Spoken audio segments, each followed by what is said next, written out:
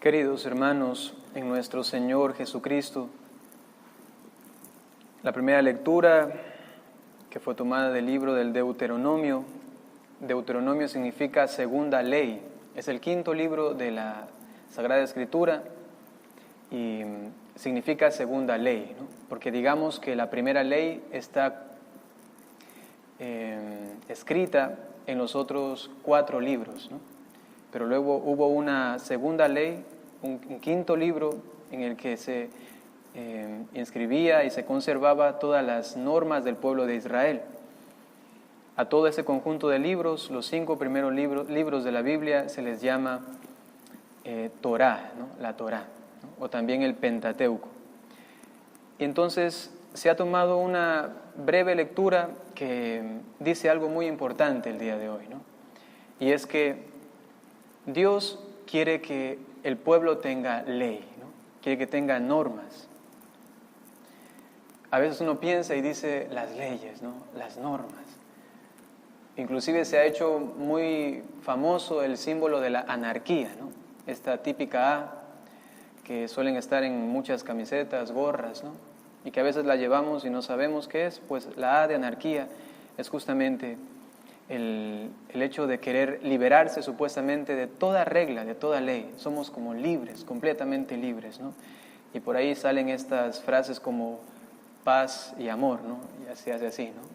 Como hay que vivir el amor libre, ¿no? Y todo así como quiera y como sea, ¿no? Inclusive actualmente hay esta degeneración que se llama, entre otras, ¿no?, el poliamor, ¿no? Seguramente han escuchado, es una cosa horrible, ¿no? Feo, ¿no? Uy.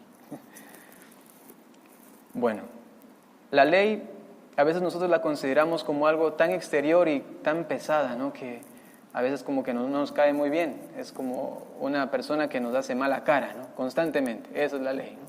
Pero el Señor dice hoy algo muy interesante, ¿no? Él dice: yo les doy mi ley y entonces eso será la garantía de que yo estoy cerca de ustedes, ¿no? Todos los otros pueblos van a reconocer que no hay Dios tan cercano como el Dios que nosotros tenemos, porque tenemos una ley que es tan inteligente, tan sabia, ¿no? Se van a quedar los demás pueblos admirados de cómo nosotros vivimos, porque Dios, al darnos su ley, nos da también su presencia. Eso es lo primero. Cuando nos da la ley, entonces no nos da solamente algo exterior, sino que nos da su misma presencia. Porque la ley, en otras palabras, es palabra, ¿no? Son las palabras de Dios. ¿Y quién es la palabra realmente de Dios por antonomasia? Es el mismo Jesucristo, el Hijo de Dios, ¿no? Entonces pasamos al Nuevo Testamento. Viene el Evangelio y Jesús dice: yo no vengo a abolir la ley. Por allí a veces algunos hermanitos que hacen una interpretación muy a la ligera, ¿no? A veces los protestantes suelen decir, ¿no?, que Jesús vino a abolir, ¿no? Y ya se acabó el Antiguo Testamento. No, Jesús viene y dice: yo no he venido a abolir, vengo a darle cumplimiento a esto, ¿no? Es decir, que lo que se ha dicho antes en relación a Dios y que ha sido mandado por Él para la conciencia del ser humano y para la relación con Dios, así lo dice Santo Tomás de Aquino, entonces eso nunca se va a borrar, va a ser permanente, ¿no? Y entonces dice Jesús además en otro pasaje: si ustedes cumplen mi palabra, entonces yo vendré y haré morada en ustedes, ¿no? Y mi Padre que vive conmigo, entonces también morará en ustedes. Es decir, que el cumplimiento de la ley, el aceptar la ley y el amar la ley, la voluntad de Dios, su palabra, no solamente, repito, es algo externo, sino que implica una presencia. Y de tal manera una presencia que luego dice Jesús: no es solamente que estoy a tu lado, como el Dios te salve María, ¿no? Uno dice: Dios salve María, llena de gracia, el Señor es contigo, ¿no?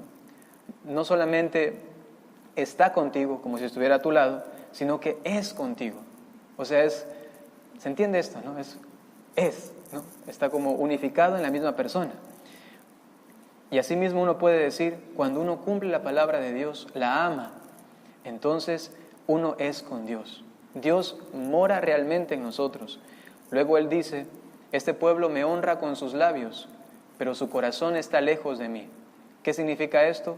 Que luego uno puede decir: sí Señor, qué bonito eres tú, qué lindo, qué hermoso, te amo mucho, y nada, pero no dice, o mejor dicho, no con el corazón, diciendo, Señor, yo amo tu palabra, ¿no? Yo sé que tú 6 días trabajaste y un día descansaste, según el Génesis. Y eso permanece hasta el día de hoy, en el sentido de que nosotros también tenemos que trabajar 6 días y el séptimo descansar. ¿Qué significa el descansar? Descansar en Dios, ¿no? Y por eso tenemos que ir a misa los domingos. Señor, esta ley la amo, ¿no?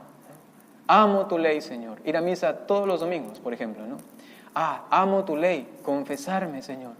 Tú mandaste a tus apóstoles que perdonaran los pecados. Y así podemos ir enumerando, por ejemplo, las normas concretas que tenemos en la iglesia, ¿no? Y si es que a alguno le resulta muy pesada, ¿no? Tiene que revisar, renovar su mirada acerca de la ley. Es verdad que implica un peso, eso lo decía también San Jerónimo, ¿no? Él decía, como las aves que para volar tienen alas y las alas le pesan, obviamente, pero si no las tuvieran no pudiesen volar, él decía, así mismo es la ley. A veces resulta como algo, sí un poquito como pesado, ¿no? Pero no es tanto que no nos deje volar, ¿no? Y que no nos deje cruzar y surcar los aires, ¿no? Entonces, miren, si nosotros renovamos nuestra mirada de la ley y decimos al Señor, hazme gustar de tu ley, hazme amar tu ley, ¿no? Entonces la ley no será algo exterior, algo que ya pues tengo que cumplir, ¿no?